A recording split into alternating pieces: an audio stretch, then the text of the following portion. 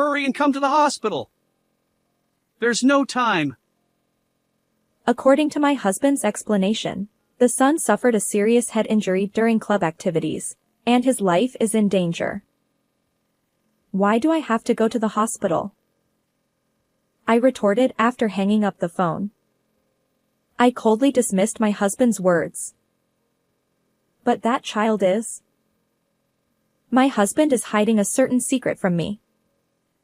However, that secret was inadvertently revealed due to a mistake on his part. The birthday cake for our son, which I reluctantly asked my rarely present husband to order and pick up, had an unbelievable error in it. What is this? What does it mean? The connection between my husband's suspicious behavior in the past and this revelation was enough to make me suspect his infidelity. I can't forgive this. He's been deceiving us all this time. As I gather evidence, my resentment toward my husband grows. And with a mistaken call from my husband as a catalyst, I begin to take action for retribution. My name is Cindy. I work in home care, and that's how I met a man named Michael during one of my visits. He was living with his wife, who had fallen ill and required care, along with their young son, Liam. Unfortunately, despite treatment efforts, Michael's wife passed away. Liam is only 3 years old, and it's challenging for him to cope without his mother, especially during such crucial times. Initially, my interactions with Michael were purely professional, but I couldn't help feeling sympathy for their situation. After his wife's passing, I no longer needed to visit their home for caregiving, so I lost track of how they were doing. However, fate intervened, and one day, I ran into Michael by chance in town. Since we had often conversed during my visits related to his wife's care, we decided to catch up over tea at a nearby cafe. I appreciate all the help you provided back then. I've been wondering how things have been for you since then. Are you doing well? Michael sighed. Honestly, life without my wife has been incredibly challenging. And, if you don't mind, could you occasionally lend an ear? I don't have anyone else to talk to freely. I nodded, willing to listen. His wife's passing had left him feeling despondent, and he was also struggling with how to connect with his young son. After exchanging contact information, we began communicating frequently. As our friendship deepened, I started to see Michael as more than just a friend. Eventually, he confessed his feelings to me. He proposed, with marriage in mind, but I hesitated due to concerns about Liam, his young son, accepting my presence. However, as I spent more time with Michael and interacted with Liam, my initial worries faded. Liam quickly grew fond of me, despite being a stepmother. During my days as a home caregiver, I empathized with him, unable to fully rely on his ailing mom. It was then that I made the decision to become his mom. Accepting Michael's proposal, we got married. In our discussions about our future life together, Michael earnestly requested that I quit my job and become a full-time homemaker. Although I had reservations, I reluctantly agreed. Liam was still young, and I believed focusing on household chores and childcare would be best. Thus, I stepped into the role of a homemaker, supporting Michael. His demanding job often kept him away from home, even on weekends. Although I felt a pang of loneliness despite our recent marriage, I persevered, knowing that my presence allowed Michael to focus on work without worry. Liam, adorable in his own way, grew attached to me and eventually started calling me Mom. Despite being my stepson, I couldn't help but adore Liam. However, despite Liam being at an adorable age, Michael rarely spent time playing with him. On weekends, he would simply claim to be working and head out. I couldn't help but harbor some frustration. One day, I noticed that the lunchbox I had prepared for my husband was left forgotten on the dining table. I called Michael to inform him about the forgotten lunch, but he didn't answer. Worried that he'd be hungry without lunch, I decided to take it to his workplace. Upon arriving at his office, I approached the receptionist and asked her to call Michael. However, her unexpected response caught me off guard. I've checked, but it appears he hasn't come to work today. I insisted that couldn't be true and even inquired with his department, only to be told that he was absent for the day. What on earth is going on? Where could he be? I wondered, but I couldn't press further, so I left the office. I tried calling my husband again, but still no answer. Even my messages remained unread. He had definitely left for work today, so where could he possibly be? With anxiety weighing on my mind, I waited for his return home. On that day, my husband returned home late as usual, and I confronted him, asking what was going on. They told me at your workplace that you hadn't come in today. What's going on? He hesitated for a moment, seemingly lost in thought, before stumbling through an explanation. Well, it's like this. I encountered an elderly lady who had fallen and injured herself on my way to work. I ended up accompanying her to the hospital. His excuse seemed almost unbelievable. And because it was so sudden, He continued. I couldn't even notify the office. I'm sorry you went through the trouble of preparing lunch. Despite his seemingly plausible reasoning, the initial unease I felt remained. However, realizing that pressing further might not yield any answers, I decided to give him the benefit of the doubt and accept his explanation. Several years have passed since then. Liam, who was once a young child, has now become a middle school student, experiencing the typical rebellious phase. We've grown close, living together like a true parent and child.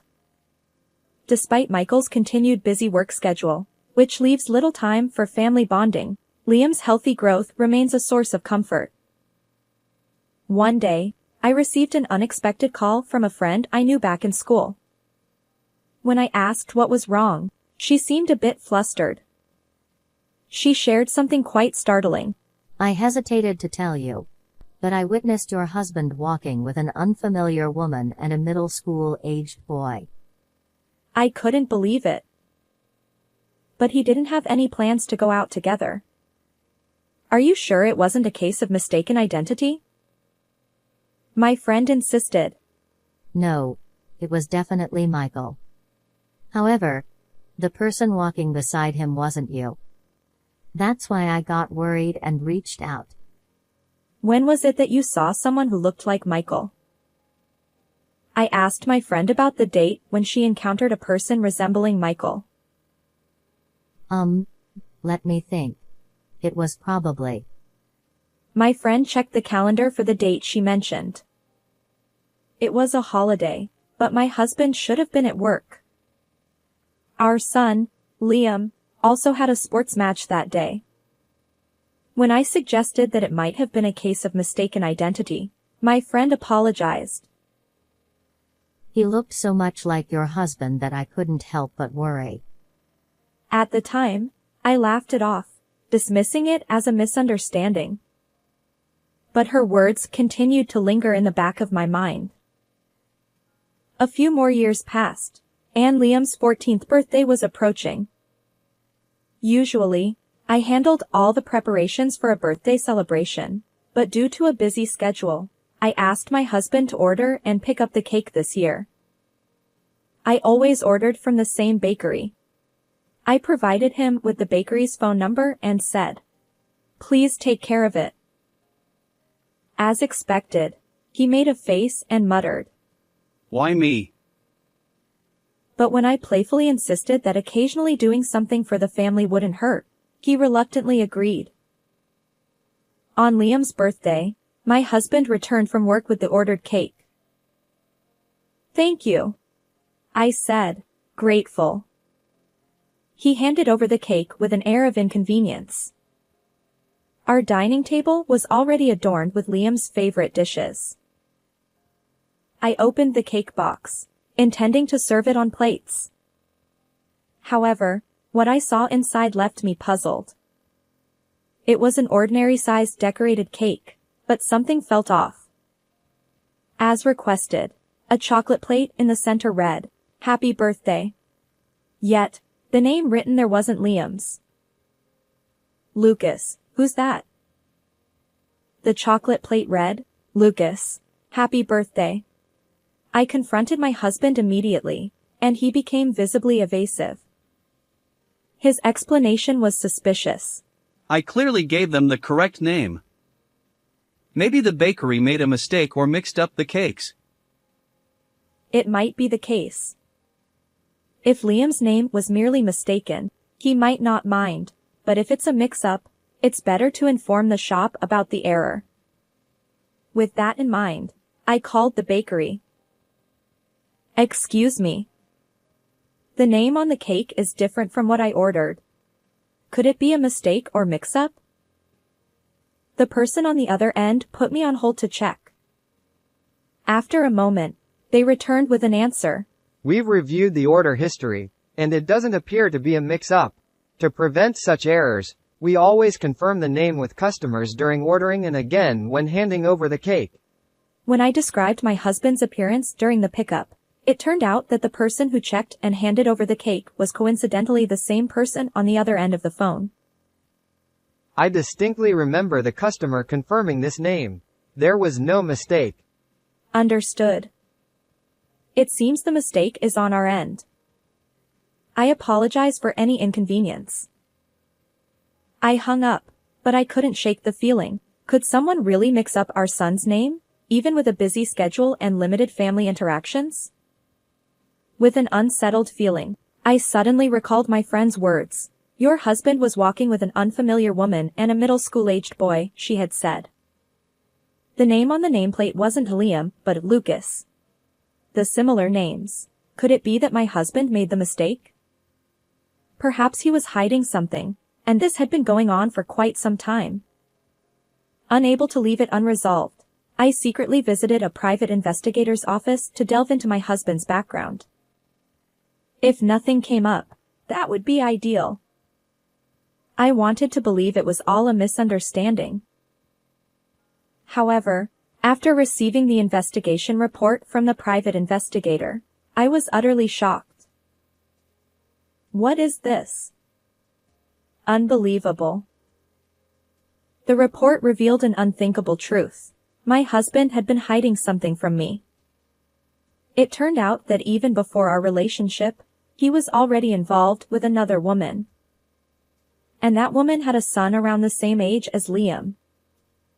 The boy's name? Lucas. The same name as on that birthday cake. My husband had entrusted Liam, his son from a previous marriage, to me while pretending to be busy with work and spending time with another family. He had maintained this double life without either Liam or me suspecting a thing. The nausea I felt toward him was overwhelming. There was no way I could forgive him. I clenched the report in my hands, determined to gather evidence of his affair without him realizing it. Continuing this marriage was impossible, but if we were to divorce, I wanted to leave him utterly defeated, with no excuses left. So, for now, I pretended not to notice anything, biding my time. One day, my husband called me in a panic. Hurry and come to the hospital. There's no time. His explanation was that our son had suffered a head injury during club activities and was in critical condition. I immediately hung up the phone.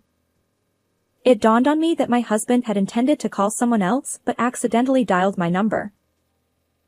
Why should I go to the hospital? After all, that child is. I scoffed at my husband's words after ending the call. Perhaps he was flustered, unaware that he had contacted the wrong person. Nearby, our son Liam noticed my unusual behavior and asked, "Mom, what's wrong?" "It's nothing, sweetheart." Thank you for always helping me, I replied, trying to maintain composure. Liam had been assisting me with my home care work since he entered middle school. With more time available due to Liam's growing independence, I had resumed my job as a home caregiver. My husband, already disinterested in me, didn't oppose my return to work. Liam seemed interested in caregiving, often lending a hand during weekends and after school. But our child getting injured? That couldn't be right. After all, my son was right here beside me.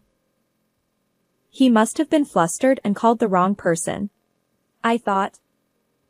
In other words, the injured child was likely the son of his affair partner. My husband, in his panic, had mistakenly contacted me instead. That evening, my husband returned home with an innocent expression. From his demeanor, it was clear he hadn't yet realized that I was the one he had spoken to on the phone earlier. "Welcome home. How is Lucas doing?" I asked. Michael replied, "Oh, it was quite a scare, but fortunately, he's not in critical condition." However, just seconds later, his expression turned to shock. Michael stammered, "You? Why that name?" "You really are clueless. Maybe you were too flustered to notice, but the person you called during the day was me." Michael tried to deny it, but I wasn't fooled. "No need to keep pretending. I know everything," I said, confronting him with the facts I had uncovered. His affair, and the fact that the other woman's child was named Lucas. "Why? Why did you marry me while already involved with someone else?" I confronted my husband with the long-standing question that had weighed on me. His answer was beyond belief. Perhaps realizing there was no escape, he scowled and began to confess. "It's become too bothersome to keep hiding, and maybe it's time." "Why did I marry you?" "Because she said she didn't want to raise someone else's child. So, I pushed Liam onto you." "What? That's absurd. What do you think of Liam and me?" It couldn't be helped. I struggled too. It's not like I could just dump him in foster care because his mom died and I didn't want a child. Unbelievable. Liam isn't a pet. He's your own son. Despite my condemnation, he showed no remorse. But even you, Liam seemed to warm up to you and looked happy. Instead, he laughed at my anger, mocking me. "I won't forgive you. We're getting a divorce," I declared. Michael responded nonchalantly. "Sure, whatever. But Liam won't be staying with me. He's already grown up, so we don't need a babysitter anymore." The man before me chuckled, suggesting that perhaps we should send Liam to a care facility. His malevolence made my stomach churn. "You're so self-centered. You think you can just discard us and live as you please. Well, I won't allow it." Michael laughed, mocking me. Not forgiving me? What power do you have? Maybe you'll file a lawsuit and demand some paltry compensation. I'll gladly pay that. He underestimated me, assuming a mere housewife like myself had no influence. But I held an ace up my sleeve. "You can come out now." Adjacent to the living room was a closed-off room where someone had been waiting. As the door swung open, my husband's expression changed. "Mom? Why are you here?" Michael stammered. My mother-in-law stepped forward. "I've heard everything. You've done something unforgivable." I had previously contacted my mother-in-law to inform her of my husband's misdeeds. Today, I had summoned her to settle everything once and for all. Understandably, my husband was anxious. He worked at a company run by my mother-in-law, and he'd always been in awe of her as the owner. I've been too lenient just because you're my son. But this time, I can't forgive you. You'll receive an appropriate punishment. She informed my husband of his demotion and transfer to a regional subsidiary. Michael stammered. Wait, Mom! Let me explain. No, this decision is final. And it's not just about the affair. It also reflects your overall work performance. My mother-in-law replied firmly. According to her, my husband had a history of slacking off at work, which had caused internal issues. An internal investigation revealed that he had been delegating tasks to subordinates while spending time with his mistress. Realizing he was in a disadvantageous position, my husband frantically apologized to both my mother-in-law and me. Sorry. Please forgive me. He desperately pleaded. But forgiveness wasn't on my mind. No. We're definitely getting a divorce. And as compensation for everything you've done, I'll be claiming substantial alimony. You'll pay up, won't you? But, if I get demoted, I won't have enough. Michael stuttered. Until now, he'd enjoyed an inflated salary due to being the owner's son, but that would change. Suddenly, he hesitated about paying the alimony. My mother-in-law's stern voice cut through the room. Even now, you're only thinking about yourself? Take responsibility and clean up your mess. Under her harsh reprimand, my husband reluctantly promised to pay the alimony. However, some days later, my husband visited our home and pleaded. Let's reconsider the divorce. What are you saying now? Michael had been kicked out of our house and was currently staying with his mistress. But when he visited another son, Lucas, in the hospital, he accidentally saw Lucas's true blood type. That revelation made him realize that they weren't biologically related. When he confronted his mistress, she revealed that she had been dating another man even before Michael. Lucas was the child of that other man, not Michael. It turned out that her relationship with Michael was purely driven by his high salary. However, after his affair was discovered by his mother-in-law, who is also the president of his company, he was demoted from a managerial position to a regular employee and then transferred to a regional office. As a result, his mistress also abandoned him and ended the relationship. I have no use for you anymore. Just as Michael had pushed Liam onto me, he himself had been manipulated and used by his mistress. I've had an awakening. I realize now that it's just you and Liam for me. Please, forgive me. No matter what you say, my decision to divorce remains unchanged. My husband clung to me, repeating pitiful excuses. But I firmly rejected his plea. No amount of apologies or change of heart could erase the years of deception and betrayal toward Liam and me. I can't trust someone who has lied to us for so long, I coldly declared. In his desperation, my husband lunged at me. Who do you think allowed you to live without financial worries? Hey, stop it. Let go of Mom.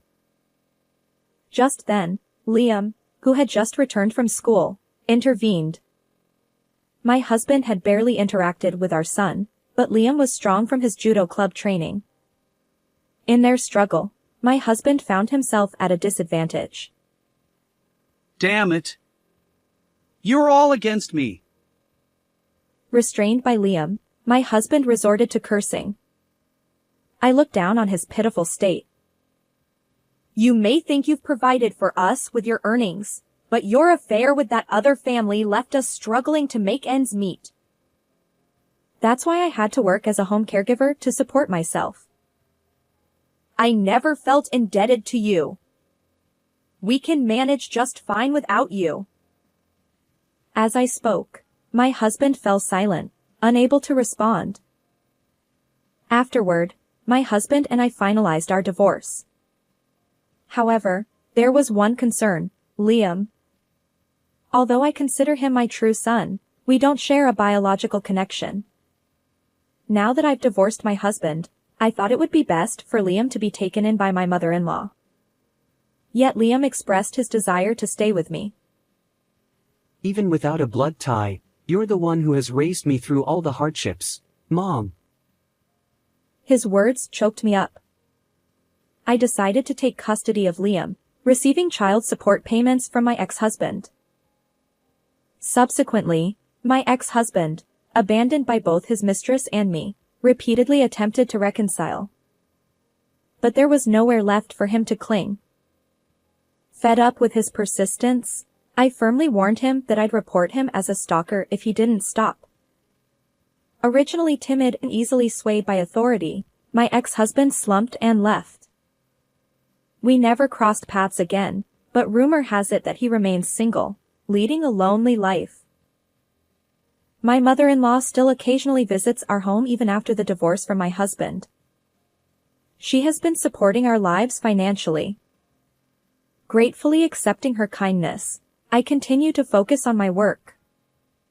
Liam, who has learned caregiving skills from assisting me in my home care job, aspires to become a caregiver in the future. He wants to study welfare-related subjects in college.